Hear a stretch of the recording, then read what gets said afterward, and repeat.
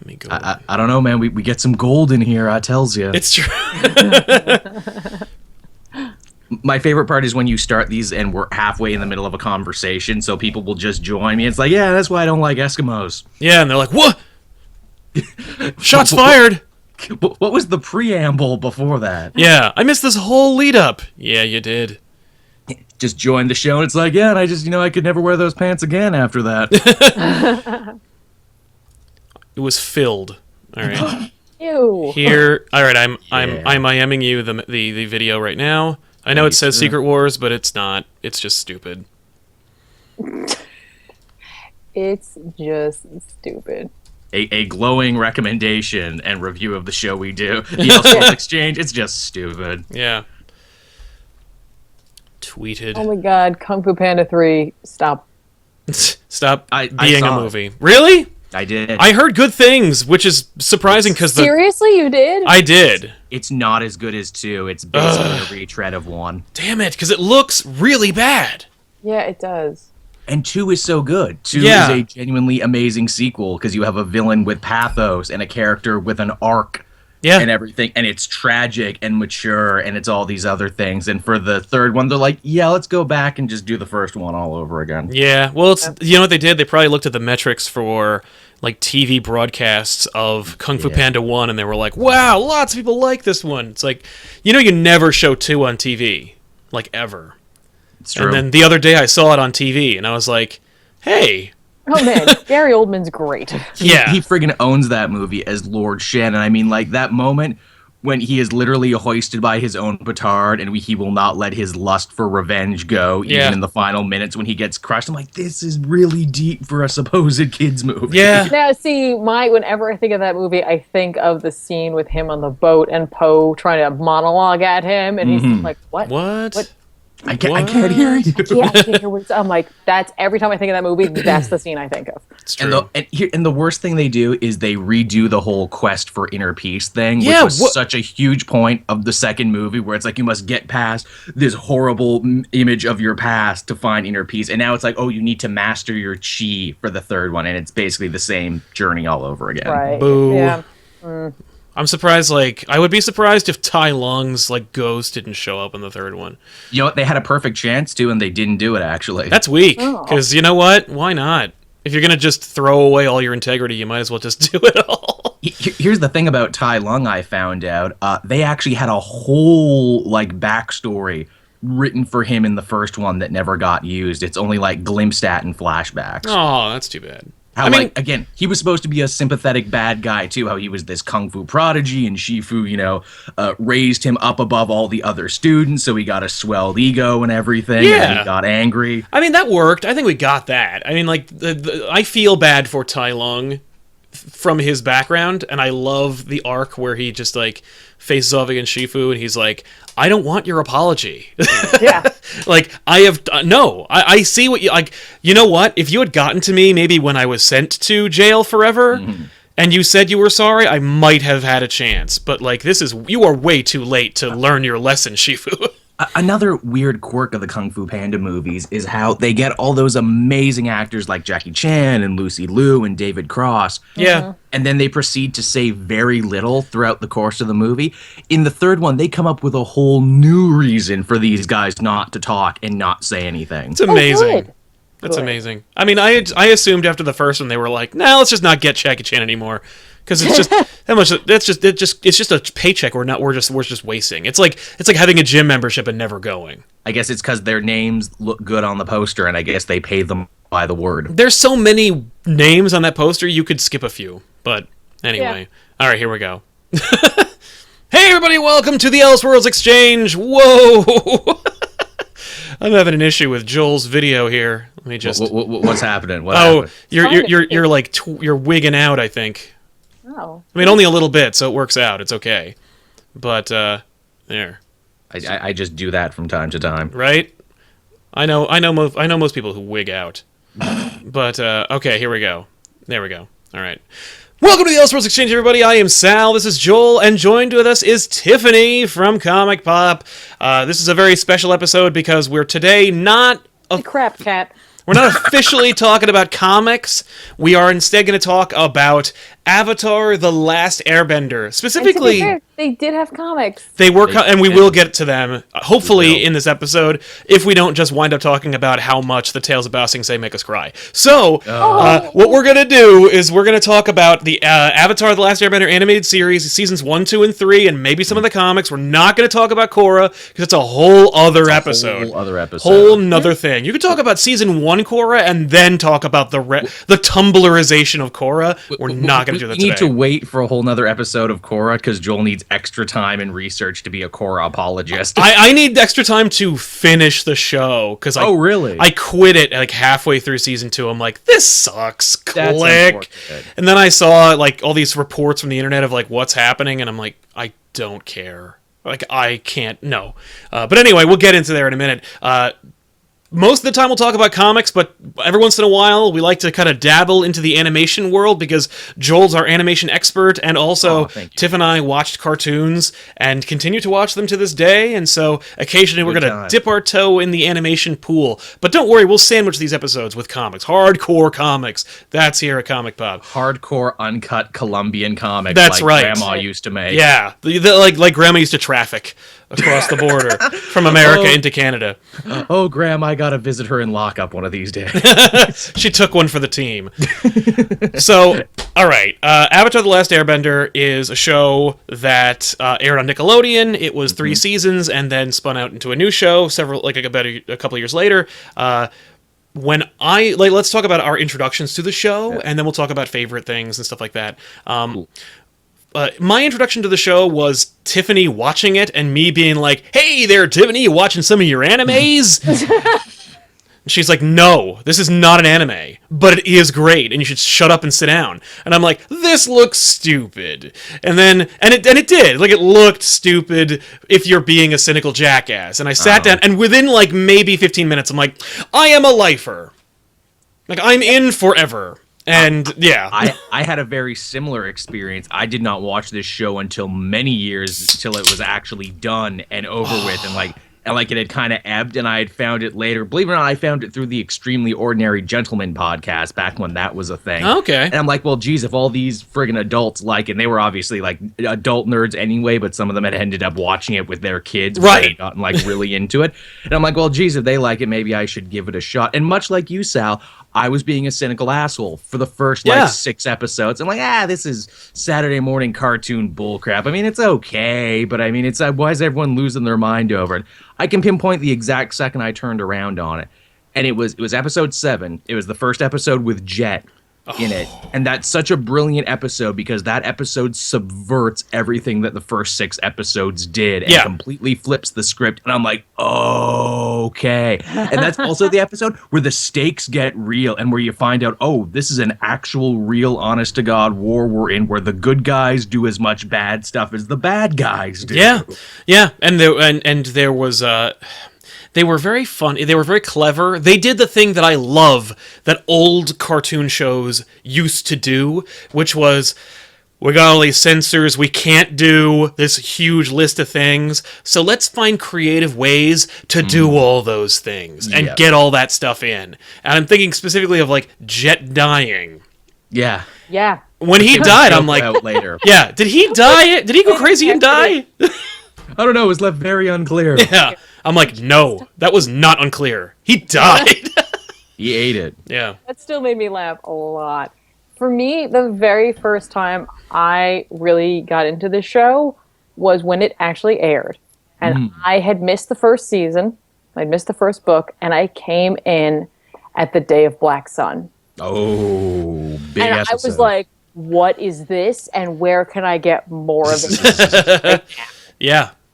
So, like, I mean, not maybe the best introduction to the show because at that point so many things have changed, but like it was amazing being able to go back and see them up to this point and then having to, wait. I was like, Yeah. But like I had heard about it. You saw like commercials for it all over the place. And like, I don't know, like I missed it. I wasn't like, I just wouldn't catch it. And I saw that and I was like, that's it. This is it. This is me now. Yeah. I'm watching the show. It's crazy to think that this was a show that came from Nickelodeon, because you don't really think, mature, well-written, series-based, character-based stuff from Nickelodeon. You think comedy, you think Rugrats and Hey Arnold. And all those others. And occasionally those shows would go there. More serious shows, like you did have Alex Mack, and they did like Are You Afraid of the Dark? Nickelodeon, maybe they weren't the people directly behind those, and they weren't the ones writing them, but they were willing to put shows like that on their channel, on their network. Yeah, like for them to make this leap, certainly in their animation, was a big deal. But at the same time, like I think they were like looking for the next thing, and let's be honest, anime is huge, and it has huge, and for them to take this opportunity to be like, okay, let's do a completely Americanized version of an anime. Yeah. Another thing that kept me away right off the bat, where I'm like, I don't know, Americans trying to do their own take on anime. This ain't right. But then you actually sit down and watch, and you're like, oh wow, they actually not only do they respect the anime tradition, but they respect all Eastern culture. So you got a lot of Buddhism in there, Taoism in there. There's a bunch of stuff on yoga and like acupuncture later on. And I'm like, wow, these guys did this stuff like that. Yeah. And like the actual formations they use when they're bending is like real kung fu formations, and I'm like, wow, these guys did their homework. Yeah. I gotta be honest, for a while I legitimately I took a Tai Chi class, and I was there, and then I went back and I watched, like, especially book 1 with the waterbenders. I was like, oh, this is Tai Chi. Yeah. But when do I learn to make ice and throw it at my head? Yeah, exactly. When can I freeze their blood and then smash them against the rocks? Or when can I turn them into puppets with blood? Oh my god. Now, by the time bloodbending came into play, we're like, we know that this place can get dark, and we had, like, the stakes are already let. The first 6 episodes of the show, of the first season of Avatar: The Last Airbender, Book 1, Water, is set up very similarly to what you'd say is a traditional cartoon show, or a traditional animated show or series. You could tell that it was story-driven. You could tell that each episode kind of led into the other one. They weren't all self-contained, their own continuities. They might have all worn the same clothes all the time, but they washed them. And but you could tell that, at least with the first couple episodes, they were kind of, I don't know if I want to say they were playing it safe, but you could it didn't trick you, or it tricked you rather into thinking like, okay, I'm watching this show, and then they just raised the stakes. It's like boiling, it's like killing a frog in hot water. They just raised, it was a slow burn. They just raised the temperature a little bit more until by the time things happened where the shit hit the fan, you might have been shocked because you were watching a show that you seemingly assumed was for children, but it was also an organic moment that you were like, well, naturally this would happen. And even in the back of your mind, especially if you're a big fan of cartoons, you thought to yourself, this is what should happen, but there's no way they're going to do that. Yeah. Right. And then they do, and you're like... Yeah, what's funny, though, is... and I didn't watch it from, like, obviously I didn't watch it, like, like start like episode 1, you know what I mean? Like, I had to catch up and figure things out. But like, if you go back and look at that episode list, and you take a look at the 3rd episode where they go to the Southern Air Temple, like, that is where, for me, I was like, oh shit, yeah, when he finds all the skeletons. And he's like, oh, here's my friend and family who have been dead for hundreds of years. Yep, exactly. Like, that's the moment where I was like, this show, man. Yeah. Not only am I alone in this world, but I am 100 years removed from anyone and everything I ever and knew. then, not only that, but you also add on the guilt. The guilt of abandoning his responsibility, which, of course, you did this. As a Spider-Man fan, I'm all about. But, let's talk a little bit about the seasons, and then we'll talk about which one was our favorite, because I know everybody's got their own favorite season. But the thing I want to always point out is... seasons 1, 2, and 3 perfectly set up. Thank God they didn't do an Air season until after it was already changed. But perfectly set up in a 3-act structure. And with the first season, it is very straightforward. It's very much like a kid's cartoon, even though it has dark elements. It's good versus evil. You can tell who the bad guys are. You may have had a couple of shades of gray. Specifically, you only have really room for Zuko to be nebulous. Or maybe he's more of a sympathetic villain in the beginning. You're like, he's the bad guy, but I do feel a little bad for him. That's it. It's funny, they treat him and Iroh in the first couple episodes almost like a Team Rocket, where it's like, I'm a bad Avatar. Exactly! You know what's funny? I never, from the get-go, bought Iroh as a villain. No, Like, I never knew saw he him on was the wrong side, but I never Yeah. in my head he never fully bought into it. No, it's true. I always felt like Iroh was going to turn at some point or another in the name of good. Yeah. But the first season itself is good versus evil. You can tell who the bad guys are. I'm thinking of is it Admiral Zhao? Jason Isaacs' character. Yes. Yeah, friggin' Lucius Malfoy. Yeah, he's just Yeah. clearly the bad guy. He twirls his mustache, he cackles when he achieves bad things, and he literally blots out the sun through selfish bullshit. And to bring it back to that Zuko thing in the episode Jet, it's funny, after episodes of getting, his ass royally handed to him, he not only wins a fight, but you find out in that episode, Zuko might be bad, but these other guys are way worse, and they actually don't like him. No, it's true. That's sweet.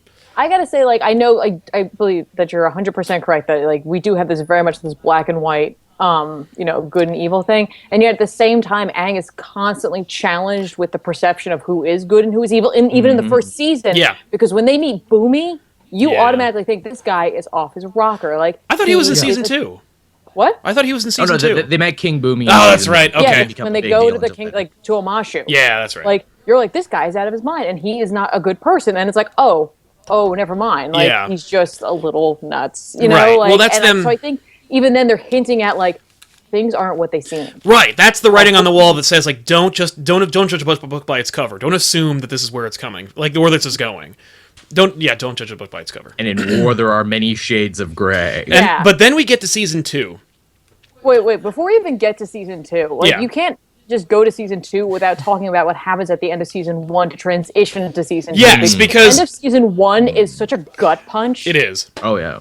Yeah. Season 1 raises and changes the stakes to the point where now we're in this place for season 2. It sets up the tone for season 2, which is you really don't know which end is up and who to trust and who is good and evil. And that's but that's the theme for season 2. That's what I was basically, is that season 1's ender, that 2 or 3 parter where they're here's the war, and we could tell the Water Tribe is good and the Fire Nation is bad, but we have these key players, and you have Zuko challenged to just literally do what he believes is right, and you kind of sympathizing with him a little bit. He pushes his body to the limit when he damn near freezes to death. And you're rooting for him, but you know that what he's doing is evil, and you're like, what am I doing? What's my problem here? Why am I rooting for literally the central villain of the series? Right. Well, it's just funny because the more you learn about him, the more you can't help but care about him. Yeah. He's in many ways he's kind of the co-protagonist, isn't he? Him and Aang have this mirrored character journey throughout the 3 seasons. Oh, absolutely.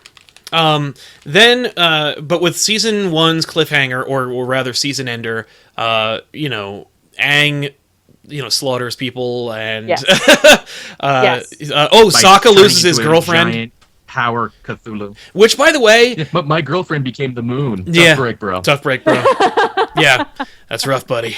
That's rough, buddy. Thank you. That was the line. I love that response. By the way, good on Rufio for doing an amazing voice for Zuko. Oh my god, he's so good. We'll get into the voice in a minute, because we have to talk about voice actors, and we'll get that. We'll do that post show. Okay. The seasons. So season 2... literally the gang goes to the authority, the opposition to evil, and it's a corrupt government, and pretty much the whole damn season is them combating bureaucracy and the evils of that, and an Orwellian superpower we are always watching, and Pleasantville type crap, and that you can't. I mean, you could, and it'd be fine, I'm sure, but you can't just throw season 2 at a kid and say, enjoy this cartoon show enjoy this cartoon show, here you go. It's such a better boil when you go from season 1 to season 2, because for a child, let's say a kid watching it, let's say they're 8 or 9 and they're watching Avatar: The Last Airbender. If they watch season 1, there's a little bit of hand-holding there. There's a little bit of guiding, you know what you're doing, you know what you're watching, this is something familiar, and we're all used to this kind of adventure. Then we get to season 2, and they have grown up a little bit, but also the show has as well. Mm-hmm. And so as such, they are now prepared for the new challenges, which might be scary and new and uncomfortable and disquieting, but they're prepared for it organically because they went through the first adventure. Challenges like Clancy Brown, again, more great voice. Oh my god, Lex Luthor. The second he showed up, I'm like, you're a villain. Clancy Brown. Yep. Not good No guys, question. That's right. Yeah. But, to your point, like, throughout season 1, they do put in these little, like, just like, hey, by the way. Yeah, but it's not overt. My point being, No, it's not just overt. I mean, I think the most overt would be the Blue Spirit. yes. Oh, But, yeah. like, the Blue Spirit was literally, like, I was like, oh, what? The Blue Spirit is literally just like Zuko's goodness as a character. Like, Yeah. but I can't admit it. I need a Batman-style alter ego to go out and do good. yeah. Right? But at the same time, he's not doing good. Like, he's only doing good at, like, for himself, essentially. On a selfish Just a level. little Batman. Yeah, it you is think a about little it. Batman. I love the end of that episode where freaking Sokka asks Aang, like, oh, did you make any friends? And he's just like, I don't think know. so. And I'm Yeah. like, Aang, you're too hopeful. This Yeah. guy's a jackass. Yeah. Oh, that was amazing. So, okay, we get into season 2. We talked about Clancy Brown, and we got all these amazing characters. Toph is introduced. Of course, I think that was the missing ingredient on that one. It's like, okay, now this is a classic in the making right here. And she is frustrating and doesn't get along with everybody, and it's like what they did with TNG when they introduced Pulaski, only this actually worked. Where, Team Avatar, when it began with Sokka and Katara and Aang, everybody, they butt heads a little bit, but for the most part, you're kind of like, these three get along. It's like one's hopeful, one's cynical, one has the childlike optimism and everything. But then you throw in this monkey wrench in Toph, and she is like, and she challenges everything they do, every decision they make. Just a total firebrand. Just a total firebrand. She's like, well, how about I rule? How about I lead this thing? And if you want to come, that's fine. But I march to my own drum. And she's also Daredevil, yeah, which is great. And she's a Daredevil. That her whole character is just amazing. And I was trained by badger moles. I now see through the very earth itself. I am unto a god in earthbending. Yeah, it's incredible. I also love, just a quick aside, that they never gave Sokka any superpowers. I know. That, he was badass normal. Mind that we made it through the entire series of The Last Airbender, and nothing. But I think... And we had to deal with that, too. Like, what? He did get a space sword, though. He does get a space sword, and then he loses. And then he loses it. Which, by the way, can I just say how effing disappointed I am? Because when he drops the space sword, I go, when we get to season 3 and the meteorite sword is lost, I'm like, okay, first of all, this show is gonna live on forever, and second of all, there's no way they're never gonna do another series. And what will be the myth surrounding will it be like an Arthurian legend where they find the meteorite sword and they're like, who did this belong to? And like, Derek totally should have owned the space sword, and that should have been part of his weird Howard Hughes collection. But they just didn't do it. The space sword again is because Toph just found it. Yeah. They have an approximate, like, where it fell. Yeah. You could feel it. It felt totally different than anything else on Earth. It's true. She should have been able to find it. But anyway, again, we're still on the subject of Sokka. What I dug about his character, like you said, is that he's badass normal, never gets any powers. He does get a little training. You kind of see him get better and better, and I think Sokka is such a great point of view character for just normal people, where it's like, if I was on this team, I'd be this guy. Yep. Wouldn't I? Where it's like, I try my hardest and everything. And the fact, too, that you see him become a better fighter by kind of also, getting over a bunch of his cultural stigmas and prejudices. Like that whole stuff with the Kyoshi warriors, where it's like, women can't be warriors. Then they all royally kick his ass. And I love the Kyoshi warrior. They're super great. What They're a great... And what a fun, like, it's an obvious, when you break everything down and you're like, so women can be just as powerful as men, but like, what a really clever / organic / genuinely cool device to deliver these like parables and messages and morality. Like, what a brilliant way to get your message across without being hammy, without being Planet fucking Tears. Yeah, and I know we're going to get to this by the time we get to the end of season 2 in our conversation, but much like Aang, every character on this show, including Sokka, fails, and they're not afraid to show us that, and it's because of that. Like not only they're not afraid to do that, they are not afraid to let their characters change. Like you said, like Sokka grows. Yeah. Oh, and Sokka. they feel real is the thing. Like they all have real honest to goodness human faults and everything. Like, it's easy not to like Aang sometimes. Just because he's the hero of the story doesn't mean you have to like him 100% of the time. He's manipulative, he's childish occasionally. Yep. There's the bit where he burned Katara, where I was always mad at him for that, where it's like, oh, but no, it's okay though, I burnt her, but if I didn't burn her, she wouldn't have found out she had healing power, so I'm technically fine. Right. Yeah. The thing about Sokka, now this is my last point about him, is just we have in the show every nation represented through a major character, and I think Sokka kind of like represents humanity. Like, he's just like regular people.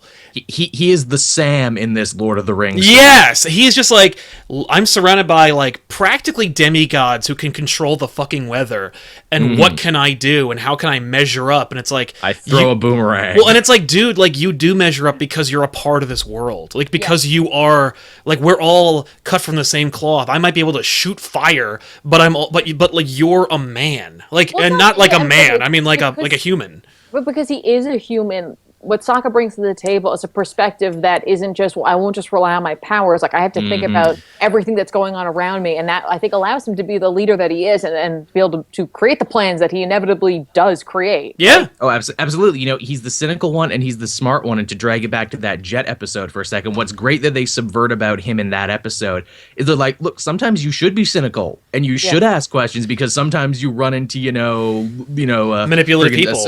Manipulative Svengali liars, and sometimes you need someone to see through the bull crap. That's right. And of course everybody in the chat is talking about the fact that, like, Sokka is the master strategist of the team. Yeah.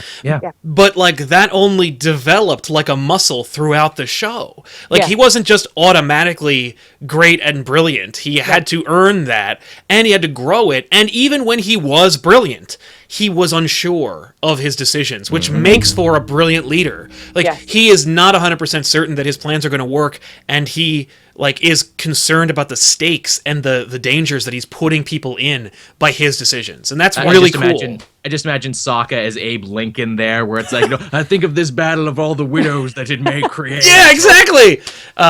So, all right, let's get to the end of season 2, where just everything goes to shit, and it's like, it's the perfect Empire Strikes Back. Yeah. No, I mean, it's literally the Empire Strikes Back. He's off training with a magic guru, and he has to make the choice between finishing his training, which may turn the tide of the war, or help his friends. Yeah, and he does the second one. Yep. And like the lead up to the end of that season, where they were just like, everything is not great. I mean, you mentioned at the beginning of the show, the Tales of Ba Sing Se, where you get that amazing Iroh episode, like that, just that little mini story, which breaks my heart every time I watch it. Leaves from the vine falling. I can't. Yeah. It's even sadder because Mako, the voice actor, passed away not long after. I know, it's so like, it's just like one of the like hardest parts for that whole series for me. And then on top of it, like, we get the whole episode of Appa's Lost Days, where you see, like, all right, because he's missing the whole season. Yeah, we like watch like our like protagonists, our like these human protagonists, go through something hard or fail, or like experience death or loss.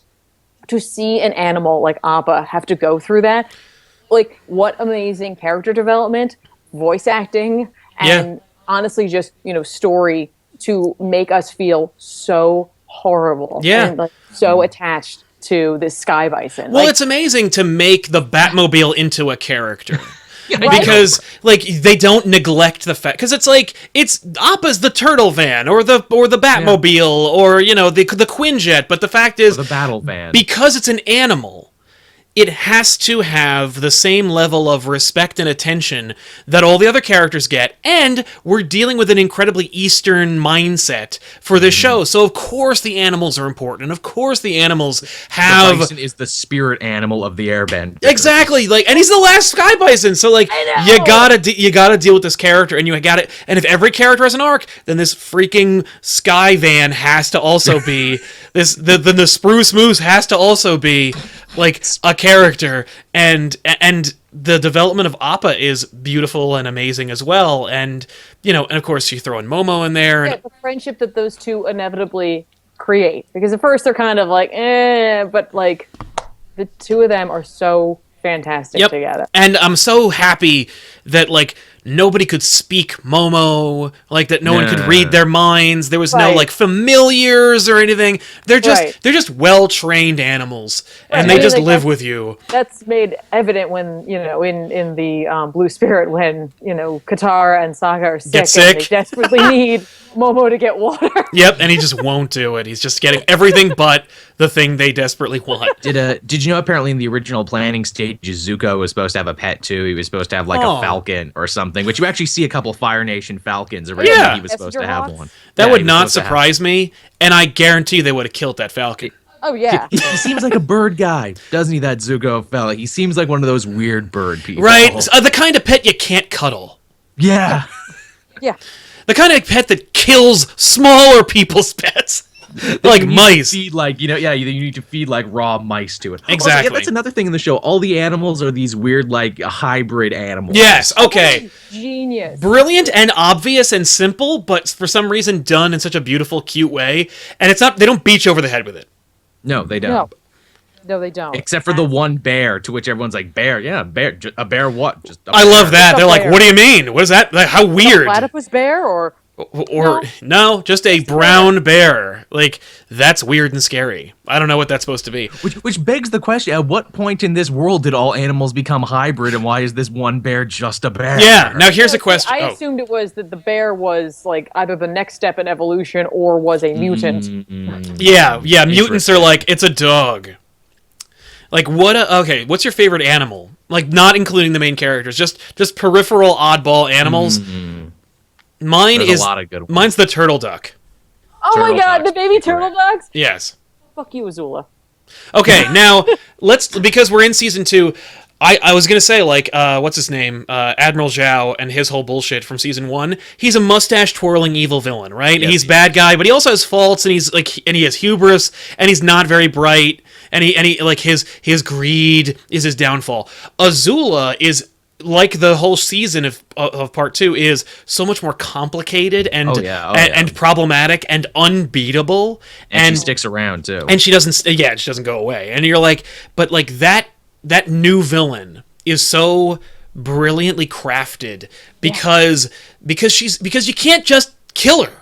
Because number 1, she's unkillable, and number 2, by season 2, you love Zuko, and you want this son of a bitch to just turn around, and you know that killing or murdering his sister is not going to solve the problem. It's true. So you know that they make her like the Terminator. She is like the Terminator. Yeah, they just can't get away from her. She's like doing the gel man run. Yeah, she is unstoppable. And then you find out, like, maybe she might have had a hand in murdering her own mother.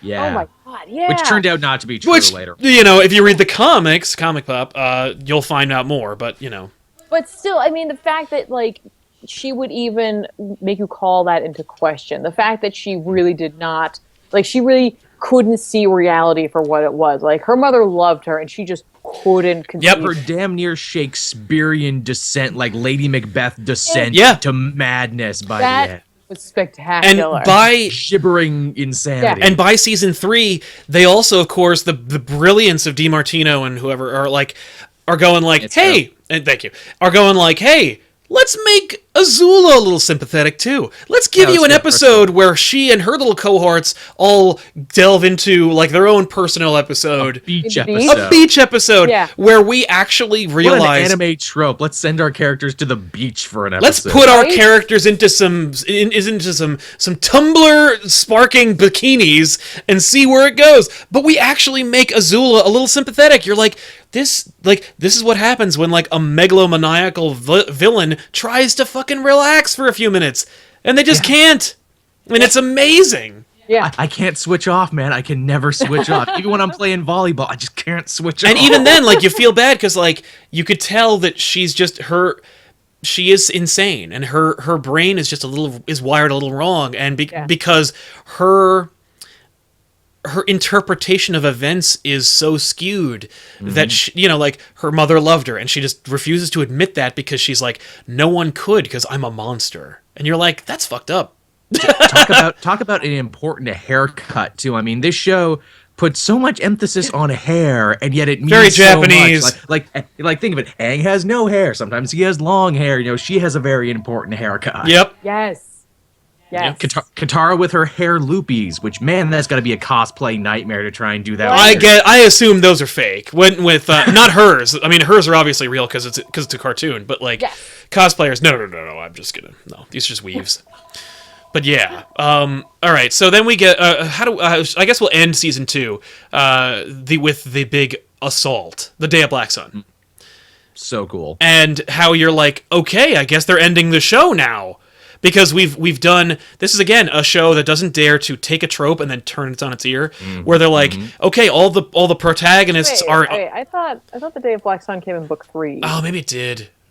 No. The end of book 2 is the assault. Their Empire Strikes Back moment. Yeah, it's where their they Empire all Strikes Back. He comes back. They're all in the crystal cave and everything. And he gets hurt, so we it's can't after do the thing. they get rid of Lake Laogai. That's it. And so they you got the protagonist underground, so you got everybody paired off, the main characters all fighting, and you've literally brought back all the peripheral characters that you've made and met in the last 2 seasons. It's even the soggy swamp guy's pants are an illusion. Yeah, throw them at your problem, and then they fail. Yeah. Wait, are we still talking about the Day of Black Sun, or are we talking about under just the end of the show, or the end of season 2, where the end of season 2, I think, is when they're underground and Azula shows up and Zuko is there, and she that's the one, and they have makes their him. big She's fight. like, no, you got to come. Oh, with me, that's even right. though Zuko and Katara had been stuck together, and she was kind of swaying him, and she was going to use her magical healing water to fix his face. and then he completely betrays everyone, and that's when Azula lightning bends into Aang while he's in the Avatar state and kills him, breaking the line of Avatar. Yeah, that's the big join me on the dark side moment. Yeah, exactly. You say, again, this is a show that's loaded with Star Wars, and I'm not just saying that because the villains shoot lightning, but the villains shoot lightning. But they do. Yeah, it's true. Yeah. So all right, then we end on that season where Aang is not dead. We assume. I don't even think they let us think he's dead when they ended it. I think she uses he's jacked up something horrible. Yeah, but she uses the healing on him. There was she heals him, but he doesn't have any power. Right, and when he wakes up, he's been so not with us that he now has hair. Yes. Yeah. So he's we been know out that for that long. Significant time has passed, and a lot has what a great device too, because that means they progress the story a little bit more, and I thought that was so brilliant. Good for you guys. Yeah. How do you make the story progress without getting Aang involved and him helping to make decisions that don't always turn out for the best? Well, and all right, so we do this thing where we've been building up Zuko's character from season 1 into season 2, and we're even getting to the point where maybe he'll actually become a good guy, and then of course he falls to the dark side. And and as a viewer of the show, I'm like, okay, where are we gonna freaking go from here?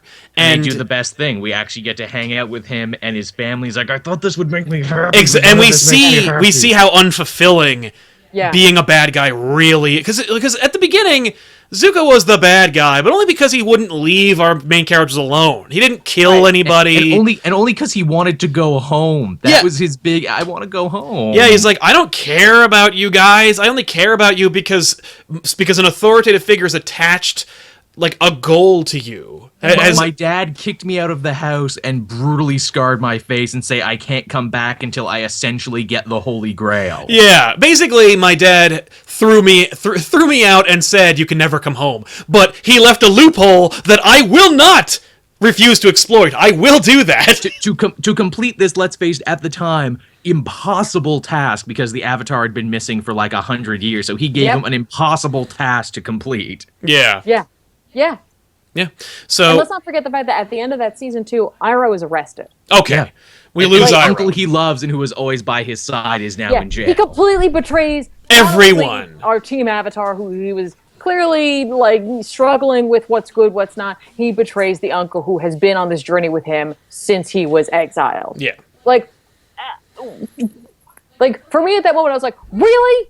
Yeah. Come on. Well, that's what's so great about it, is you're like, we were doing all this building, man, and it's brilliant by the writers, because they're like, no, he doesn't know the difference. Yeah. He needs to see how unfulfilling that decision is. Yep. Mm-hmm. and then he does it, and follows it through its logical closure point. And you're like, wow, this is a deep show. Yeah. In this season 2, he hires that bounty hunter, Sparky Boom Man, who we never get any origin. Love on. that. Is he a cool design? He's basically Boba Fett. Yeah. He's like, he's cool, I guess, and he's kind of a badass, and there's no background for him whatsoever. Right. We can also just say with the end of season 2, and there's something I wanted to bring up, and I don't remember what it was anymore. I'm sure it'll come to me. But yeah, was it Zuko working in a tea shop? That was fun. That was really fun. Zuko going on a date. We never talked about Tales of Boss Sing Se, which is such an important episode from 2. Oh, that's what it was. When I introduced this show to a friend of mine, I think I borrowed somebody's DVDs, and I had seasons 1, 2, and 3. And I was like, I was visiting my old college roommate. We were watching some shows, and I was like, oh, you should watch Avatar. Back before the Blue Cats, and you could call it that. No one was like, what are you talking about? And they were like, and he was like, all right, I'll watch this silly children's show for you. And we watched the first couple of episodes of season 1, and it was my last day being there. I was gonna get in the car and drive home either that night or the next morning. So usually that's where we eat something and then just go to bed. But in this case, I'm like, oh, I'll just watch a couple episodes of Avatar. We got all the way through to season 2. Oh, nice. And when I say that, I mean I'll just watch a couple episodes. And then he was just like, okay, now let's watch the next one. And then the next one. And we got all the way through season 1. He's like, and there's season 2. And we threw that on. And we get to Tales of Boss Sing Se, and it ends with Iroh saying happy birthday to his son. And then it says for Mako, because he's fucking dead at that point. Dead, the real guy. And Sam, my old college roommate, he just sees that, and tears running down his 30-year-old face, and he just looks and he just goes, damn. That's it, just damn. And he's like, how did this cartoon make me cry? As if to say damn, I guess I'll have to watch another season of this show. Yeah. And then so we literally watched the show in a day. It was messed up. That's a feat. Yeah. Yeah. I think I left it at season 3. I'm like, we finished season 2, and I'm like, you just watch it. Chills go through me when you reminded me of the end of that. Yeah. First of all, that guy Mako was amazing. Yeah, incredible voice actor. And it was such a loss to lose him for the 3rd season. I mean, his friend did an amazing job. He did a lovely job, but it wasn't him. But having that be one of the last episodes he worked on, and then to dedicate that episode to him, I was just that episode, no matter what, that part of the story would have had an effect on me. Yeah. But to add that extra bit of information onto it is just that's what it was, and that's what hit. There's nothing you can have other emotional impacts on me, but nothing is going to hit me in the same way as that. Yeah. Nothing you do in the next season or the rest of this season is gonna punch me in the face. Yeah. And then they follow it up with an episode like The Headband, where they do basically an Avatar version of Footloose. Oh my god. That was fun. Though. You needed it. Well, that's the thing, is that they were so brilliant in there. Let's do some heavy shit, and then we'll do a slapstick or a silly one, just a one-off. But that's an important episode too, because that episode shows you Fire Nation propaganda and why you get to peek behind the curtain and see why they believe what they believe. Well, it also helped. But that it's not just if Zuko does at that point we don't know if Zuko's going to turn around or not. But if he does, it's not just him. Yeah. The issue really comes down to the military and the government. That's where the problem is. Yeah, you need to show that freeing the Fire Nation is an achievable goal. Yeah. If you can get to the young people, and if you can help the next generation. Yeah, because otherwise if everybody is brainwashed, you have more than a few wars in front of you now. It was this season too. We had the Puppet Master, and I can't believe we've gotten this far into it, and we haven't talked about Katara, who I have to say, Katara, is probably in my mind, I like her more than Aang. I think she was more of a hero in the story than Aang. I like she most. Almost has a Luke Skywalker thing. I like most of the main characters more than Aang. Yeah. Aang for me was consistent and surprised me at times, but my favorite characters were never Aang. No, I mean, Aang is part of that same club as Goku and Harry Potter and even Luke Skywalker, where they do their job, but everyone around them is more interesting. Yes. For me, I always felt I know that the decisions that Aang had to make, especially when it came down to the Fire Lord, they were important and everything. But for me, I always felt like Zuko's journey was 1,000 times more difficult. Yes. And for me, he was a greater hero to some, like, you know what I mean? Like, they both had I would say, like, while you went on Zuko's journey more, like, you saw the struggle of Zuko more. Like, you saw Zuko dealing with more human drama. But I think that proportionately, Aang and Zuko both had, like, the same weighted problem where they're both, like, you know, Aang literally is responsible for the death of his race. That's a pretty substantial problem. No, certainly. But I mean, like, Zuko has, like, to not only face outward issues, like his father, the very idea of the Fire Nation. Yes. You know, voiced by Mark Hamill, so you know he's got daddy issues. So great. Honor, and then but also his own inner demons. Yes. You know, like Zuko's getting it from everywhere. Yep. There's no character that Zuko meets that doesn't challenge him and force him to look inward and question what he's doing. I'm reminded, I don't know if you guys ever read Scout, but there was a character in that book who was very similar. I think his name was Diesel, and there's a bit that Jason Aaron writes where he's like, I wake up every day and I pray to God. You know why? Because God is going to crap on me all day long, but I just take it and I endure like a motherfucker. That's true. That's basically Zuko. He endures like a motherfucker. It's true. Every day. Yeah, no matter what. Even when he betrays the only people that he might call friends and then asks them to, like, forgive him. Oh my God. Yeah, that is, for me, like, what greater thing can a person have to like overcome is your own humility. Like, you know what I mean? Yep. You have to go there and be like, hey, I fucked up so bad. Yeah. And he's on probation for a long time too. Everyone has to have a little field trip with Zuko. Yeah, everybody Except for Toph. Except for Toph was like, he's fine. That's cool. If we could have had one more episode, I would have gotten on a field trip too, but Yeah, there was no time for that. Those are amazing. Yeah. Yeah, oh, you mean the Zuko episodes? What we should call the Zuko Chronicles?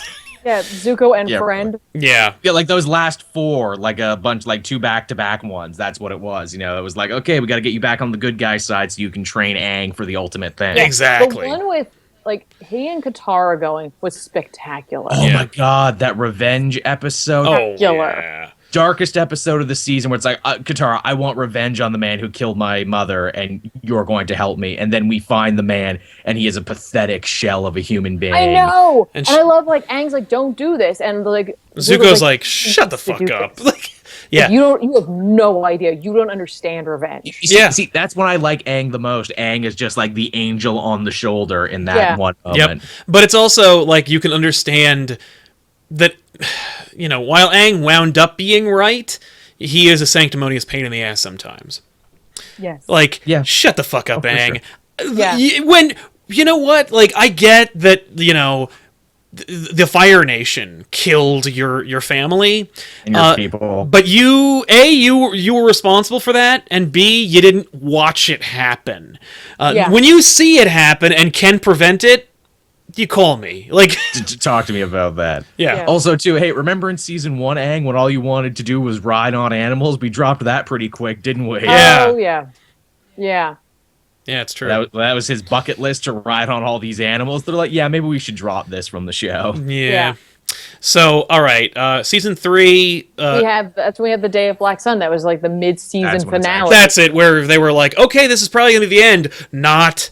And by mid-season finale, I mean, it took over 6 months for to come back, and what a downer to end on. Yeah. Like, you don't just leave us there, just hanging there, like, hey, yeah, you're gonna have to wait. Yeah, that was that was a rough time, because we were like, what happens? We didn't mention it too, but I guess another thing to bring up is the fact that when we find out that Aang's family and the Fire Lord family, how they're actually kind of connected. They're really like, brothers. You're like, oh. yeah. Like, I mean, I was hoping at some point we'd come back around and talk about Roku and Ozai. Yeah, I love that the old Fire Lord there. It wasn't Oz. It was like Oolong or something. Oh, it was Well, that's key. But They're all Japanese. But that dude was voiced by Ron Ron Perlman. Perlman. The Fire Lord before was Perlman. I'm like, by God, they have every great voice actor in this show because it's Andrea Romano That's doing the true. voice She casting. just grabbed her Batman the Animated Series cast list and was like, "Who do we need?" Except for Kevin Conroy. I won't call him. No, forget him. Nobody cares. Well, you know why? I bet she did, and she was like, "It's just Batman. It just sounds like Batman's on the show." It would just be Batman and Yeah. everything that he did. I mean, one of the things we skipped was, well, we'll talk about voice. We should talk about voice actors as a whole separate thing. But like, Yes. Yeah. all right. So season 3, they end the show in the mid, Susan, like thank you. Sozin. So Oh my yes, God, because that's Sozin's the comedy Yeah. has a whole God. episode. Exactly. Don't challenge me, Sozin. I'll just kill you. So yeah, the Day of Black Sun was an amazing like gut punch of a half season finale. Then we come back, and I think they got extra episodes. I think the idea was they were gonna end like it in 3, and then they got like 4 more, and they were like woohoo, and that's how they got to do the Ember Island Players episode, where they got to recap the whole show. Meta work. Yeah, how incredible. It's that a clip episode. show without really having a clip show. It's great. Yep, it's a clip show with all the work of a regular episode, and they went and they were like, "Hey, and guess what? Plot development still in this episode."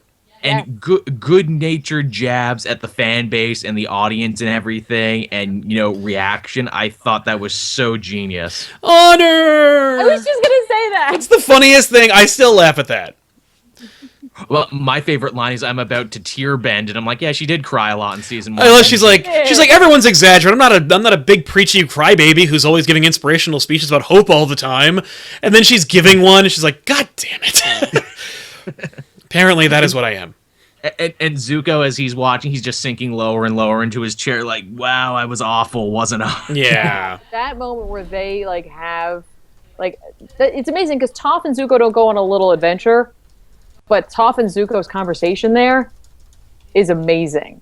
And they bring it back to Iroh, where she's like, I met an old man once. Oh, that was amazing. Iroh and Toph meeting and then never really addressing that again. Yeah. Like, never addressing it in the place where they're like, hey, you mean you and me and I? Oh, like, they didn't do that. They were... And the fact that Toph is the only one who actually likes how she's portrayed in the play as like a big muscle-bound, big-head guy. She's like, I love it. Yeah.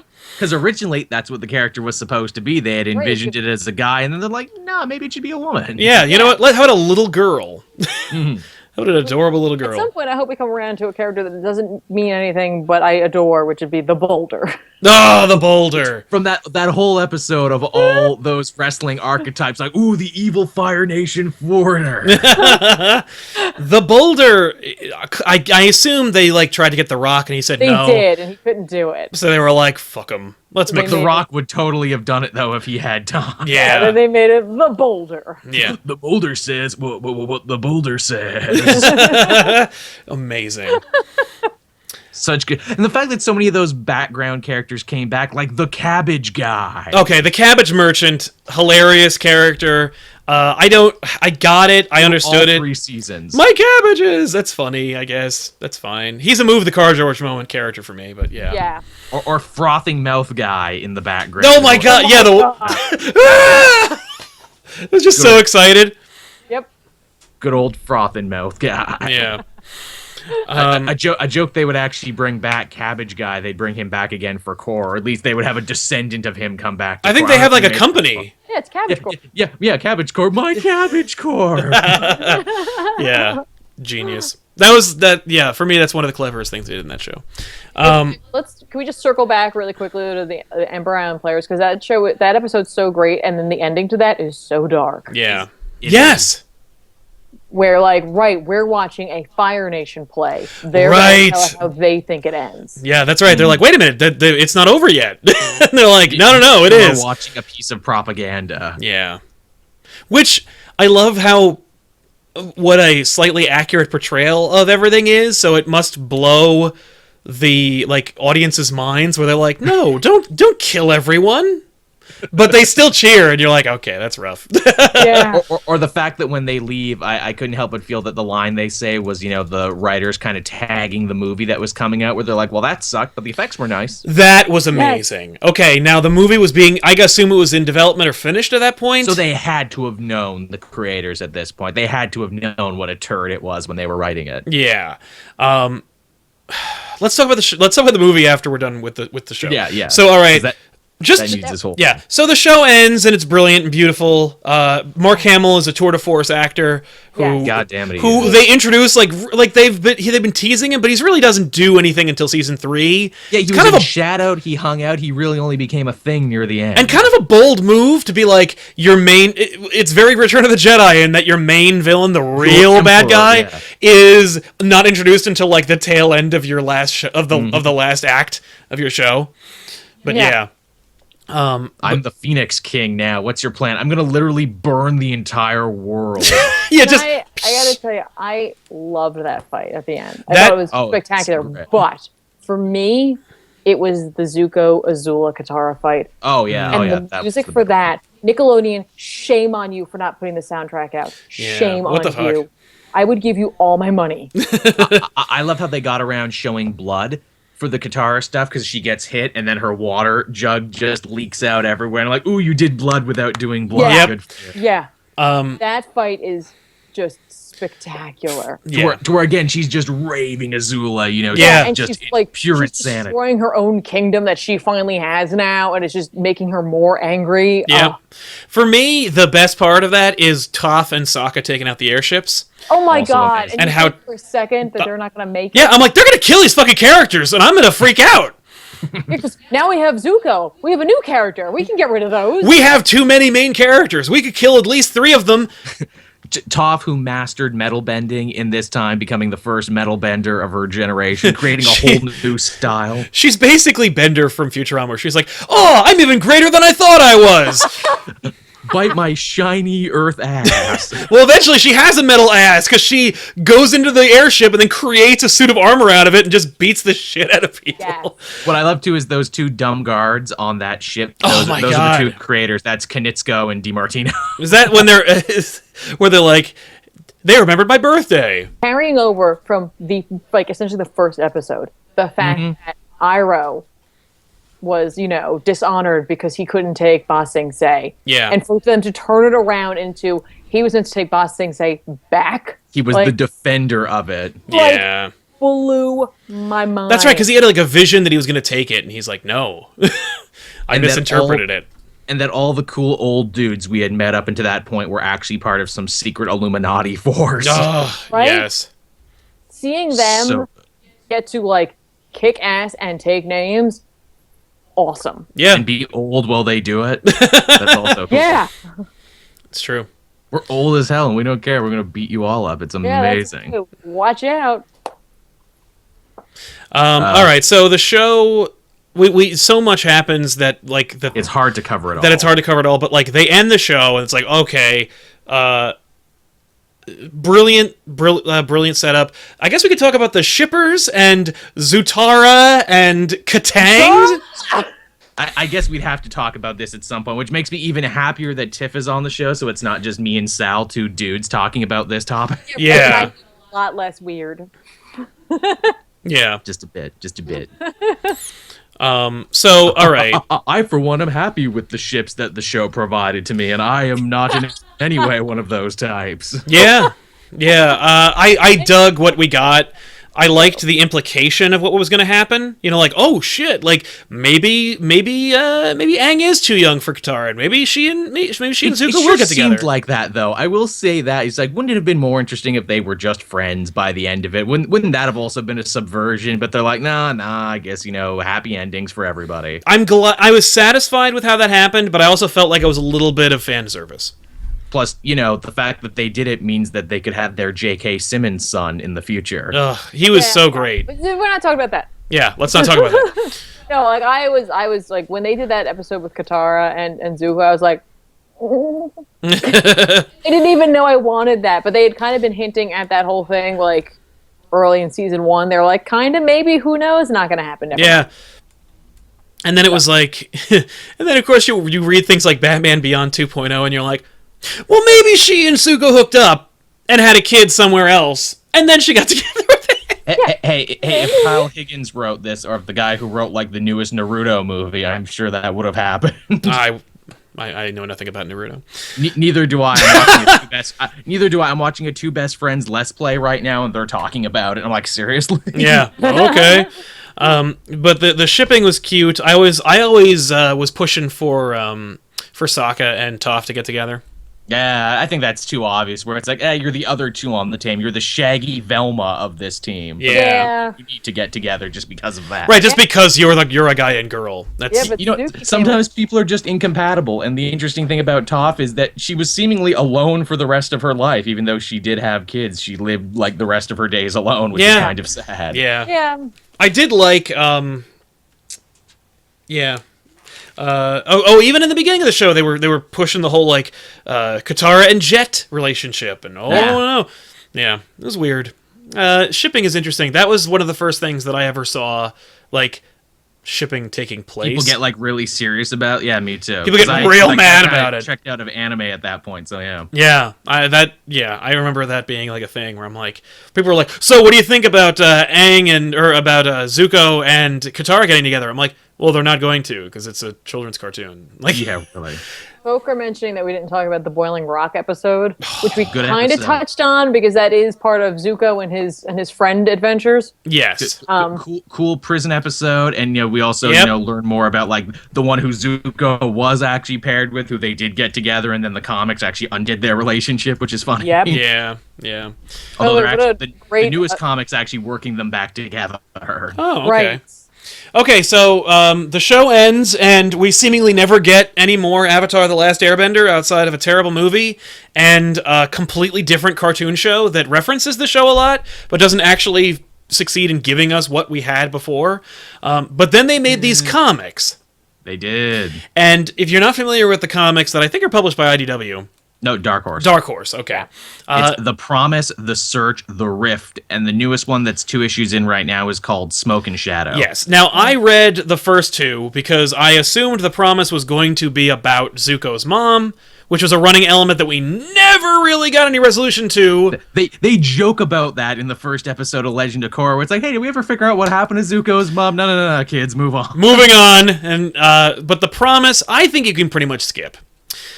See, I like The Promise because The Promise, it's that story that you would always figure would happen in something like Star Wars, where it's like, look, just because you defeated the evil empire doesn't mean the war is over. If anything, things are going to get worse now because there's certain colonies and certain groups that did better under Fire Nation control. Right, and I liked the implications of that, but I was like, isn't this a little too late? Like, are we really doing this episode now? Like, it was just kind of the odd. fact that another war almost breaks out, Yes. thanks to thanks to Zuko and the Earth King, who we didn't mention before, who nice guy but totally impotent politician who almost again starts another war just to try and get some of his metaphorical manhood back. Yeah.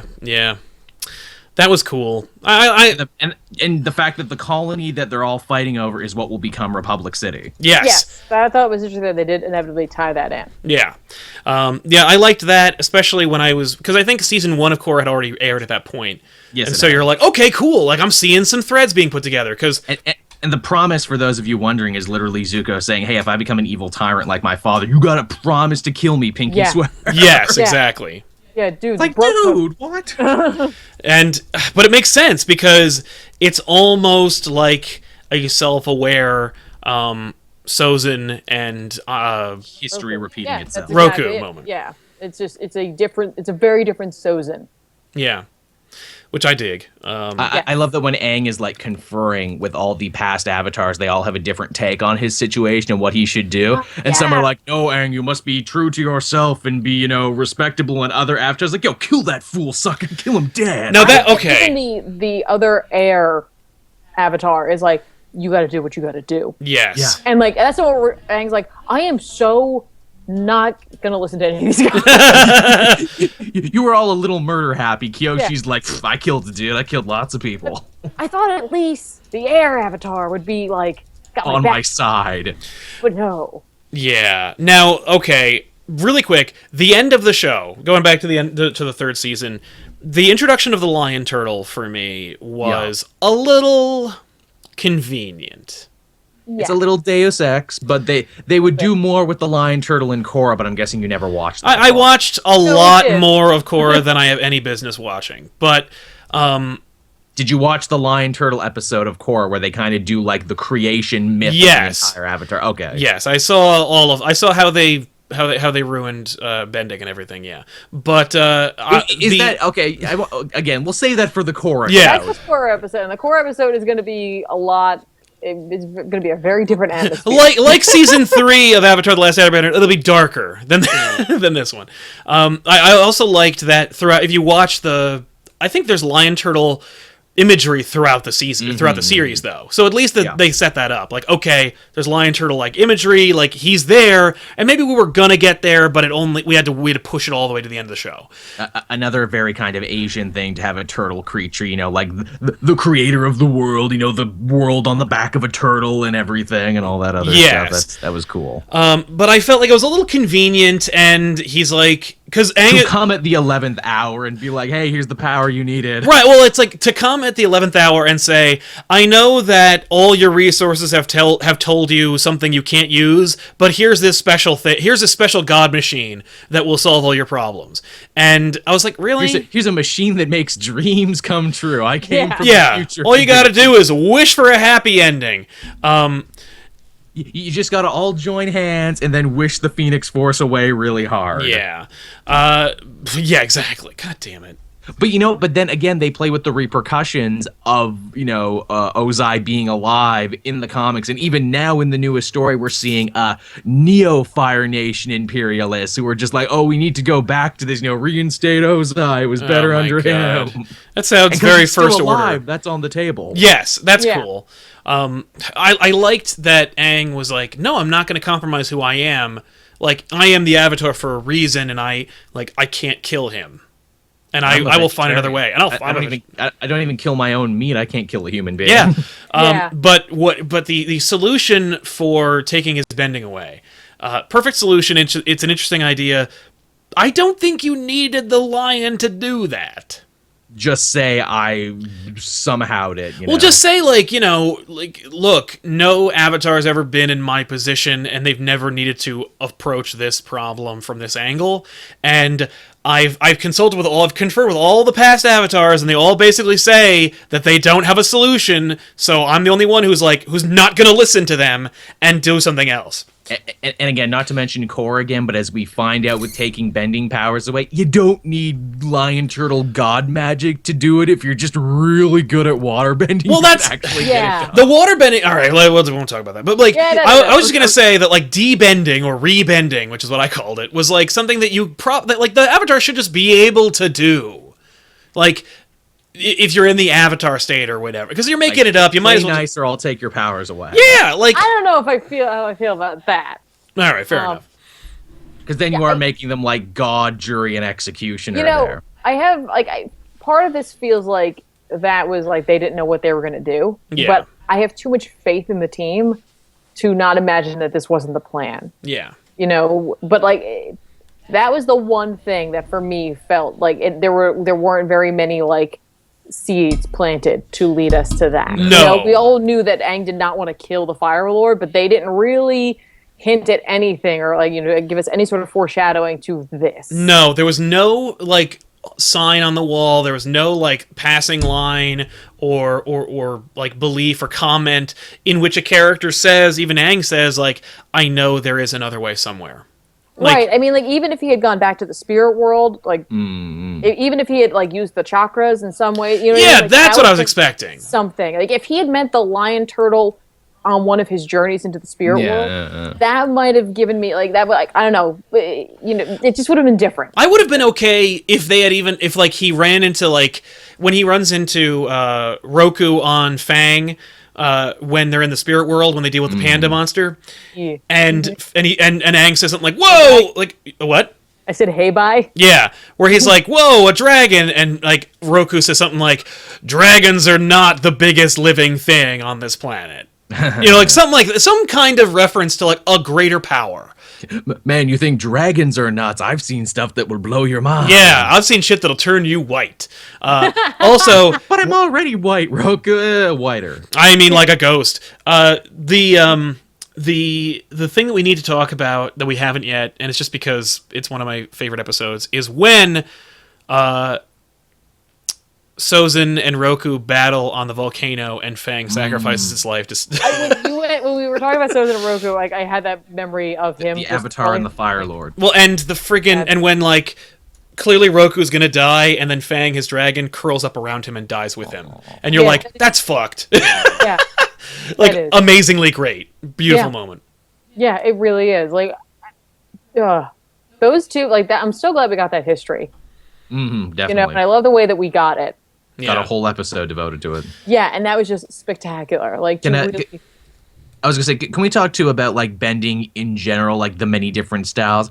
Can I just say here, and I know I've said this on other stuff, and I stand by, water bending is OP, right? We can all agree on that. It became that water bending OP. Is the best one. I think it became OP when they made it like tied into everything and make you be able to take away fucking like powers and shit with it. It's like, think about it. You can do water. You can do ice. Yeah. You can heal, so it's the only one of the bending things that actually has like a defensive medicinal skill. You can do blood bending, which is the most evil, most horrible, forbidden technique. Yeah. And as we've shown, you can also use it to take away powers if you're clever enough. Exactly. Oh, and you get boosted, but what was it you get boosted by? You get boosted by like the full moon or something? How many full moons are there every year? Yeah, no, but every like 100 years you'll get it, like the firebenders get a comet. I was gonna say, and yet they got trounced. Yes, and yet they were just decimated. Their entire people. Yeah. Yeah. No. Got royally defeated. I mean, like, I get that, like, we're 70% water or whatever, and that it covers, like, a lot of the planet and stuff like that. Like, we're technically all connected to water more than fire and, like, rocks. Yeah. But little OP, and especially if your message is that all the nations are equal. Yeah. Like, you can't do both. I don't know. I feel like that's weak. There's also more water on the Earth than there is anything else. I'm just going to say. What's amazing, though, is they didn't spend a whole lot of time in areas that were overflowing with water. It's true. Yeah. Like and then you get into the weird positions, too, with, like, mud and lava, where it's like, well, shouldn't technically both types of benders be able to control that if there's equal amounts of both? Right? Which they did do, I mean, like, they Toph can do the mud when they're fighting that big thing that's going to attack Ba Sing Se, the machine. Yeah. So the phallic drilling machine. Yeah. A little bit. It's a little phallic. It's like, I shall penetrate the walls of this impenetrable city in my phallic drill machine. Yeah. Exactly. Like, it's basically just the transport module from the Technodrome. It totally is. This is from Ninja Turtles for all you younger fans. Also, hey, another cool theme of the Avatar stuff, this kind of magic versus technology thing, how the Fire Nation is evil, even though the Fire Nation is clearly pushing technological advancements way more than any of the other nations are. Yes. I like that. Except when we meet those Earthbenders who took over, or not Earthbenders, but those people who took Moved over into the Air Temple. Yeah. And again, like, we put technology in the eye of being bad because of what they did, but at least Aang kind of realizes, like, Oh, that's right. I don't really have claim over this anymore. Yeah. You left, Aang. You know. Yeah. But Someone you in the can fly chat too. mentioned Ko the Face Stealer. Oh, yeah. But that's one of those things that's an early season 1 thing where you're like, what the hell's happening? Like, yeah. You're like finding out more. By Omar from The Wire. Yeah. Yeah, but like, it's just these little things where we're like, are kids watching this right now? Are they? Yeah. Can you get this? I mean, like, look, there's there's horrifying shit in all of children's literature. No, there is, but but it's time to bring that shit back. For me, Yeah. it's time to bring that like horror back into children's Kids need media. to be scarred in the They good need to be way. scared. Like, look, like all the '80s movies that kids grew up with, Labyrinth, a Goblin King with a huge dick is going to come into your house and steal your little baby brother.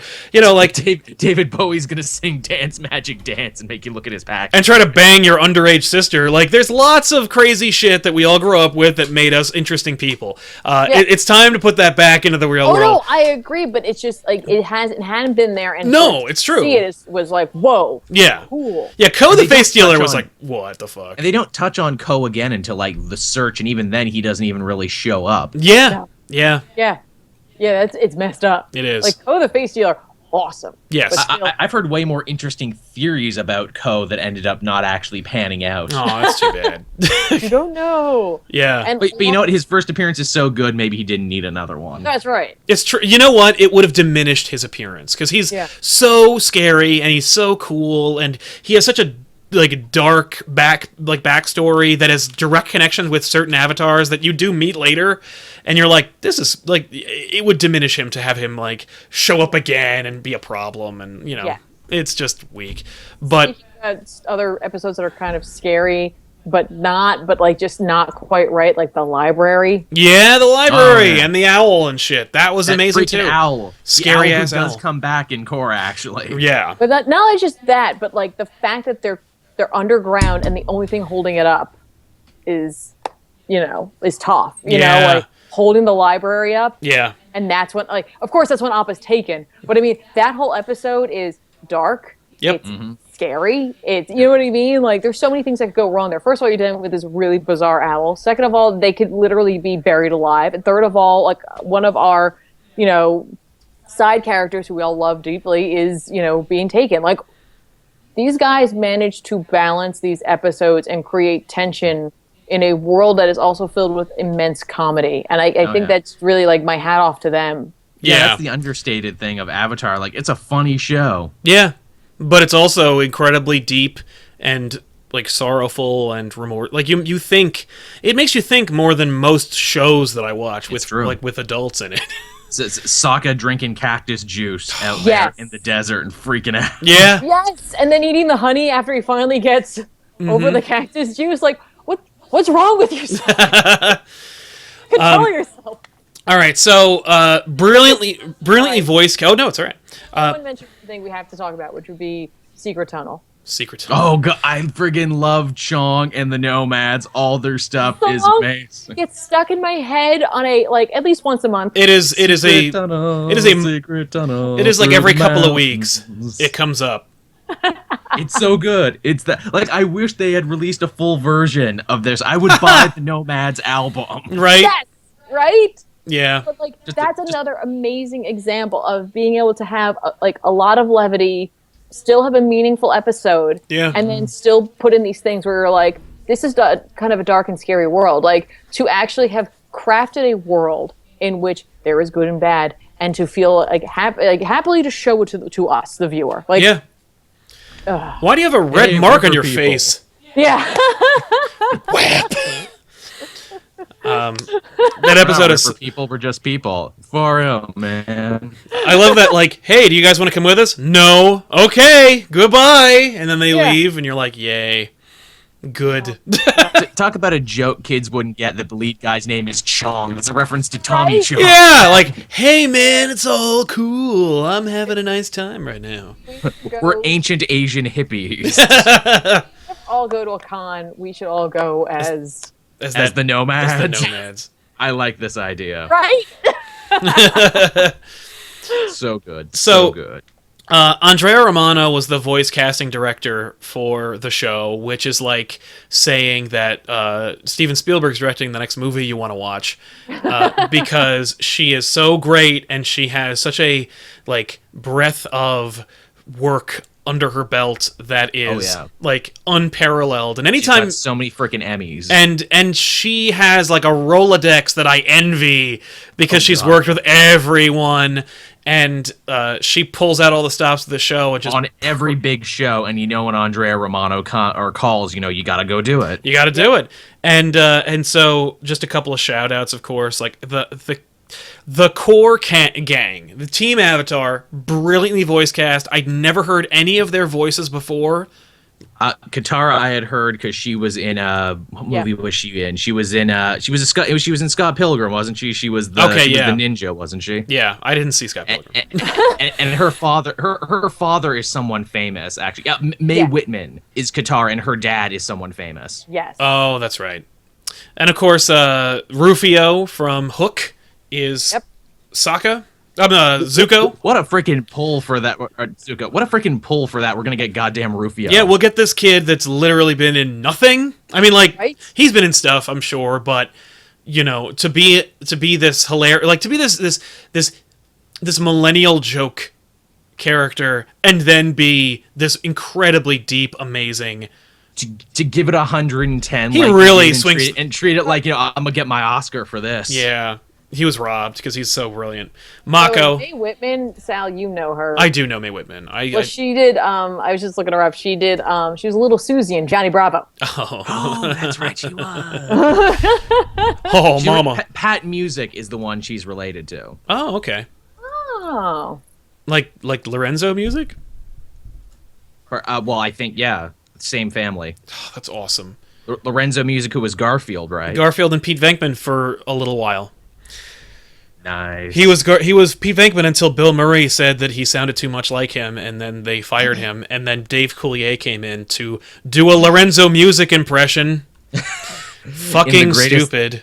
In the greatest thing he ever did, Dave Coulier. Yeah. Or no, that's not true. Dave Coulier was perfect for inspiring that Alanis Morissette song that everybody likes. Ah, there you go. Yes. Very true. That's who she's bitching about. A whole album of saying what a jackass. Yeah, the Jagged Little Pill is thank you, Dave Coulier, for pissing off Alanis Morissette because so much that she created. That album rocks.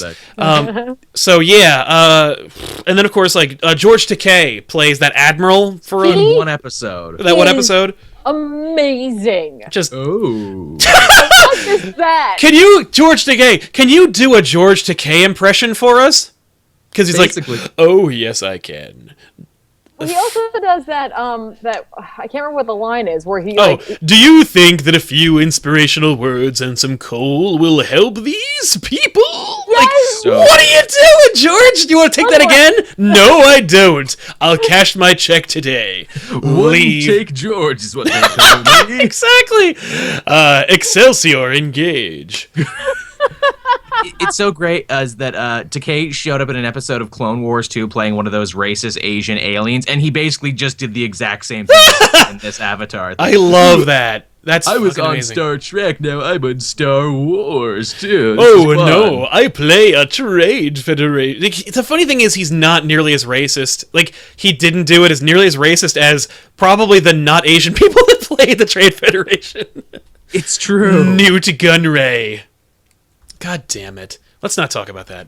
I can't believe you remember that that's his name, Newt Gunray. Yep. I talk about Newt Gunray more than Newt Gunray deserves. It's true. I talk about Newt Gunray almost as much as I talk about Dexter Jexter. Ah, love that guy. He owned a coffee shop. Anyway, That's so weird. Who else is in? Mark Hamill, of course. Tears the house down. Jennifer Hale plays. I was like, you gotta get to as her. the bounty hunter, and also as Kyoshi, I think too, wasn't she? I think she was. June, and I love her. I met her. Yeah. Oh, did you really? I did, and then Sal, I just literally gushed at her, and then I left. And she was like, "You're so great! I remember you from Northern the World's Carmen San Diego. We gotta go by." I essentially verbally threw up on this woman because she has voiced every character. Everybody. And then Sal went back and got her to record a message for me, which I still have. And it's just it's one of the most inspiring and uplifting things ever. It's true. She was super cool, and she had when I went back, there was no line. I'm just like, "Excuse me, Ms. Hale," You're a titan. Can I steal some minutes of airtime from you? You made our lives and our childhoods magical. Would you please do me one more thing? Let me tell you something. That was an amazing day. That was Kineticon 2 years ago, and it was Jennifer Hale, it was Maurice LaMarche, and Rob Paulson. Ah, so good. Maurice LaMarche, and I didn't talk to him. He seemed a little busy and a little apparently he's really awesome, but he seemed a little standoffish at that moment, and he seemed kind of busy. And I was like, I don't want my memory of Maurice LaMarche to be negative. Be yelling at you. So the brain yelled at me. But I wanted to talk to him about the thing. I've been laughing at his Orson Welles impression. Probably since 1992, 93. Also in Pinky and the Brain when they did that great War of the Worlds thing. Yeah. The thing I'll always remember him for, of course, is where he played Orson Welles in The Critic, where he's like, "Rosebud frozen peas, full of country goodness and green penis. Wait, that's terrible. I quit." And just a handle for the road. So good. I've been crying. I've literally been been crying about that since 1993, whatever. And I want to go up to him and be like, "You're amazing!" But he's busy. But then I talked to Rob Paulson, and I still okay, really quick aside, because we're at an hour and a half. Are we really? Yeah. Okay. You know what? Team Avatar, amazing show. Avatar: The Last Airbender. Final thoughts on Avatar: The Last Airbender. really good, really solid, really surprising 3-season show. I mean, I think it's definitely up there. I remember IGN a few years back did cartoon face off, where it's like, what was the greatest cartoon? And I think it was Avatar: The Last Airbender versus Batman the Animated Series. And I'm like, okay, for me it's Batman the Animated Series. But it's like for a whole new generation, I could see why they would pick Avatar. Yes, like Avatar is a deeper show with more intricate character development, but Batman wins me. I'm sorry, I'd have to go with Avatar. I think Avatar is a better story-driven show. It's an overall. That's what it is for me. Yeah. Like, I love the animated series. I love Batman. I absolutely do. I'm not saying that, but I think that Avatar is a better story overall. Yeah, I think it's one of those things that, taken as a whole, it is greater than the sum of its parts. Easily. And I think that's something really amazing that you can say about it. It's like, this ties together really well. Yeah, for me, Avatar did something that most Western shows won't do, but Eastern shows will. They had a story, they told it, and then they were done. Yes. Like the Last Airbender was like, we had the beginning of our story and the end of our story, and we're not telling anything beyond that. Like, this is the Last Airbender, that's it. Yeah. Except for all those comics that we told later. Except for all those comics. But show-wise, the guys had their idea. And technically, in a lot of Asian, animes, the anime will have, here's the show, there you go, and the manga might still go on. Yeah. So, exactly. In a sense, they really did follow that, but, like, that's so impressive. It had a beginning, middle, and end, rise and fall, character development, and it worked. Right? Like, in such a Western-dominated culture that we have, being in the West, like, and it being all about getting as many seasons as possible and making as much money as you can off of it, to have the integrity to say no. Yeah. You got to run it into the ground until it's not fun anymore, until everyone's flanderized versions of themselves, and you've lost sight of what you're doing. It's one of those shows that, because of that integrity, because of their love for it, because of their skilled world building, the incredible soundtrack, which I know I briefly mentioned, but I still hate the fact that they just didn't put that out there. Like, they could have made so much bank off of that. Also, I mean, any show that can be enjoyed by kids and adults, simultaneously, that's work for different reasons. That is a challenge, and it takes actual talent to make happen. And but not everyone goes for all ages appeal anymore, because it's difficult. Oh yeah, even they did. Even those people abandoned it around season 2 of Korra. They were like, it's for teenagers. Fuck it. We'll talk about that when we get to Korra. They made a choice. They made a deliberate choice, and this show was like, no. What I think is amazing about this show is that you can, like, if you run into someone who doesn't know it, who isn't a fan, like, who just missed it somehow, they completely missed it, you can say with certainty, you should watch this show. Because there's not going to be a moment in the show where you're like, well, and then, like, season, 16 really goes downhill. That's the thing. Seasons 3 through 7 are pretty good. No, here's a show, beginning, middle, and end, going to be awesome. Yeah. Apparently, the whole soundtrack is on Spotify, Tiffany. I know, I see that. I see your reaction. I'm not going to lie, and I don't mind if this is going to go up there and screw you, Nickelodeon. I contacted them. I sent them, a letter. I was like, I want this. I want to buy it. Why won't you do it? They never got back to me. No. So then after when they didn't get back to me, I went and I started finding it illegally. And I think you pretty much hobbled together a decent enough I did. soundtrack. And my favorite song, my absolute favorite song, other than Leaves from the Vine, which made me sad every time it came on, was the Azula and Zuko duel at the end. with the sticks? Yeah, it is. It's called The Last Agni Kai. Yeah, that's it. That's it. Because exactly it what it is. The Last Agni Kai is one of my all-time favorite songs, period. Yeah. I totally incriminated myself. Come on, Nickelodeon, come at me. Don't come at me. No, come at us, please. No, just not you, just me. Yeah.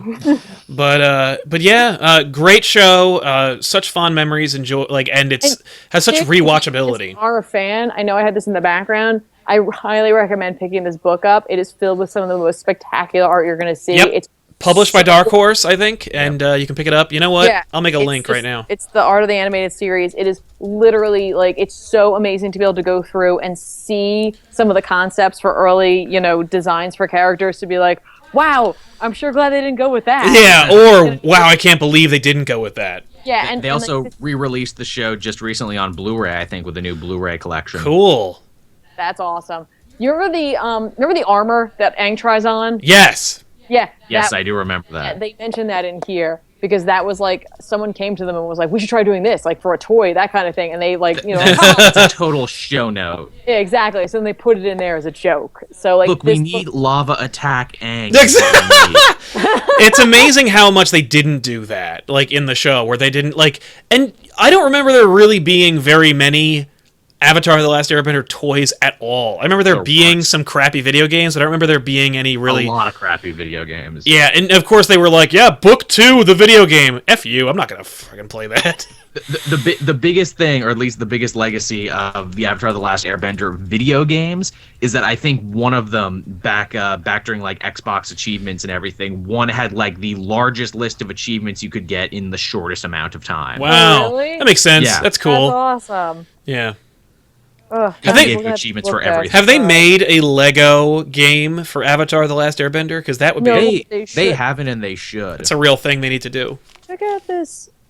I'm surprised they never tried to do like an RPG. Like my ideal situation. That was something we were like really... Yes. If BioWare did like an Avatar: The Last Airbender RPG, where it's like, okay, you are the Avatar, you are the chosen one, you get to pick your class, you get to pick your element, and then you collect a team of characters in the same archetype as the one in the show. We did it for Star Wars, we did it with Dragon Age, and we'll do it for this too. But see, I thought we were going somewhere else. I thought we were just a citizen of the world. Yeah, that's what I wanted.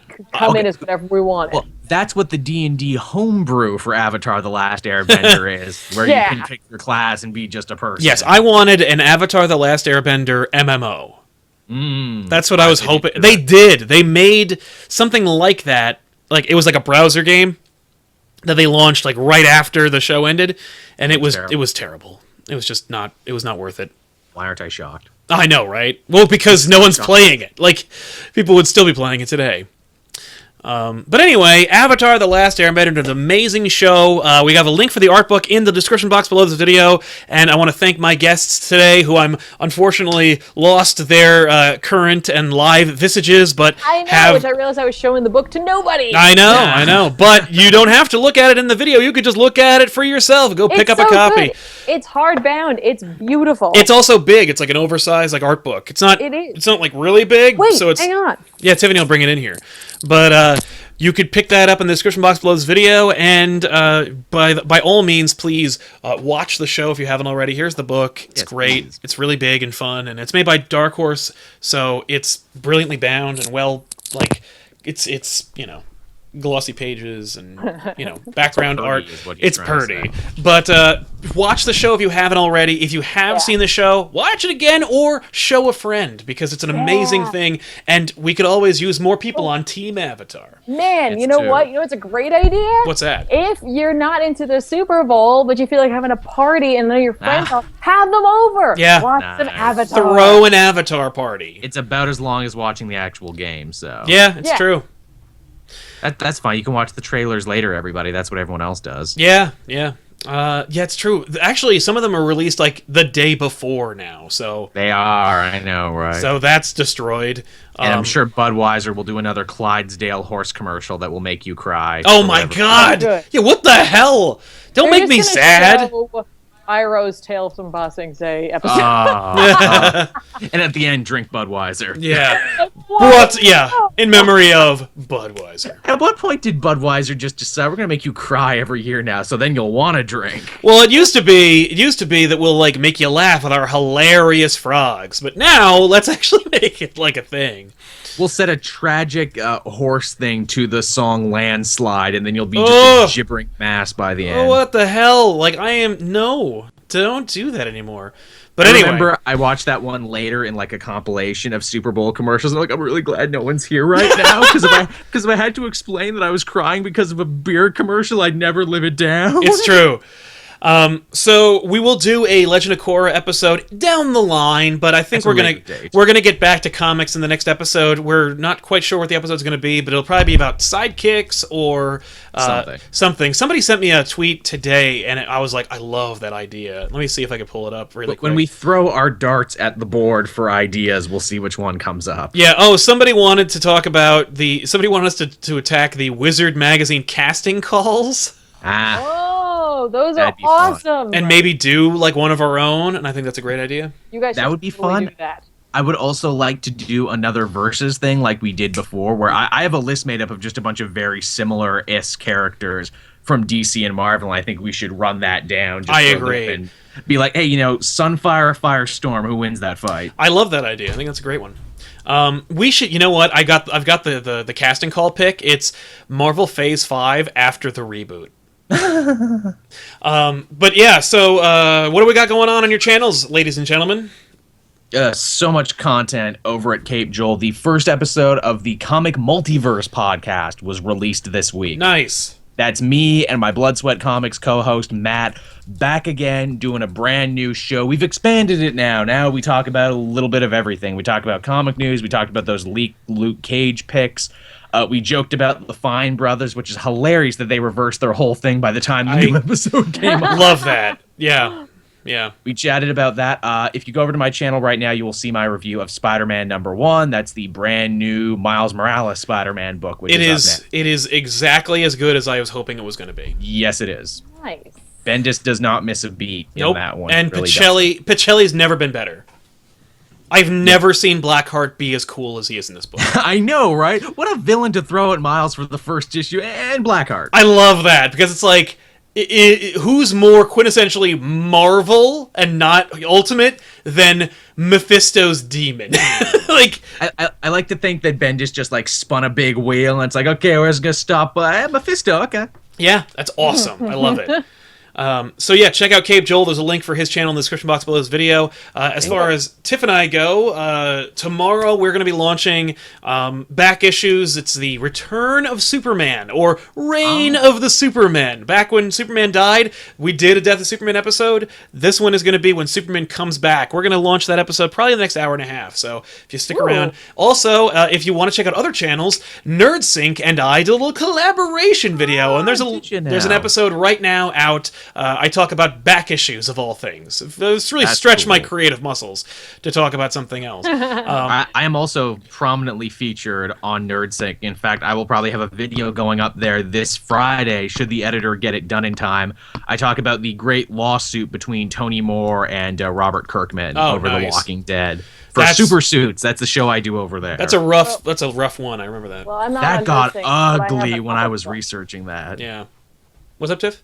Well, I'm not on NerdSync, but I have an Appa plushie. You do. I'm kind of jealous of that. That is an amazing plush. I know, right? And nobody can see it but you, Joel. Yeah. It's true. Let's see, what else is going on? We got I heard the back people issues. want Hack and Splash to come back. I would love to see Hack and Splash come back, and maybe next week you might. We'll see what happens. But if we do, by the way, by all means, if you can, whore it out. Tell everybody you can, and let's get this show back on top. On the road. How I feel about that. But yeah, we're going to see Hack and Splash come back issues, Return of Superman, NerdSync, we have a crossover. Indie books out there. There's Huck, there's Southern Bastards. There's a lot to talk about. You know what's funny?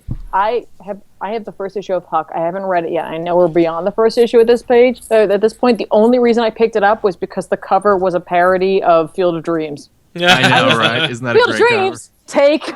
Got it. So yeah, we'll see you guys next week with an all-new episode of Elseworlds Exchange, barring our schedules being incompatible at any point. And we're busy people. We're busy folk. We got a lot of stuff going on, as you can tell. And we'll see you guys next time, hopefully, with another episode of Elseworlds Exchange. Tiffany, thank you so much for joining us. Thanks for having me. It was great to be having you. Nice. Yeah, this was nice. It was a great idea to bring you in. I'm glad we had to get another fan voice in here that's not just us. Exactly. It was a great topic to bring me in on because I love this show. That's the thing. We were actually Joel and I were planning behind the scenes. I'm like, if Tiffany can't be on, what episode are we gonna do? Because we got to do something else. And you almost got the Venture Brothers episode, but instead you were this close to Venture Brothers because that came back this week. It's true. Where I could talk about how I didn't watch the last 2 seasons of the show. But I'd be able to tell you my Venture Brothers story, which I'll save for another day. I think you did tell your Venture Brothers story on here, meeting Jackson Public and Doc Hammer. Yep, but I can show my picture. Oh. Make sure you need my picture. Yeah, it's Tiffany. I'm not in it. But it's pretty sweet. It is. I look like such a dork. I think that was after season 2 was in progress. But yeah, all right, guys. We'll see you next time. Thanks so much for watching, and don't forget to like and subscribe, and check out Cape Joel in the description box below this video. See you guys later. Yep, yep. Yip, yip, everybody. Good one.